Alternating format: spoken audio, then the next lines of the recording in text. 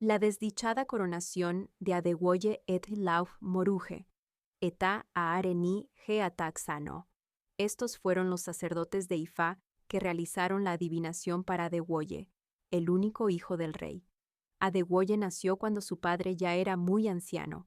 Poco después de la muerte de su padre, los sacerdotes de Ifá le aconsejaron a Adewoye que hiciera un sacrificio a los ancianos de la noche con un chivo, y que ofreciera un macho cabrío a Esú para que pudiera sobrevivir a las ceremonias de coronación. Siendo un joven, no comprendía el significado de las ofrendas de sacrificio. Por lo tanto, no podía entender por qué debía hacer un sacrificio por algo que, a su parecer, era simplemente una ceremonia tradicional. Por otro lado, después del entierro de su padre, los coronadores lo invitaron a hacer los preparativos para ocupar su lugar en el trono. La ceremonia debía comenzar con un retiro en un cónclave secreto durante 14 días. Una noche, las brujas, que normalmente no atacaban sin antes advertir a su víctima, lo visitaron y le frotaron el cuerpo con sus manos. A la mañana siguiente, cayó enfermo. A pesar de su malestar, aún no estaba convencido de que debía realizar el sacrificio.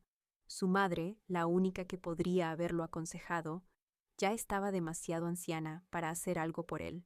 Al séptimo día de su estancia en el cónclave, murió. Su muerte no fue anunciada formalmente.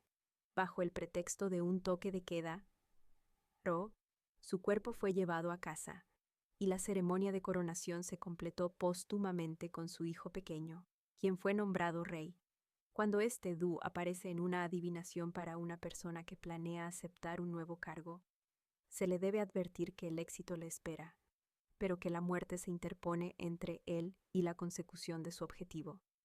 Por lo tanto, deberá realizar un sacrificio a los ancianos de la noche y a Esú para eliminar el peligro de la muerte de su camino.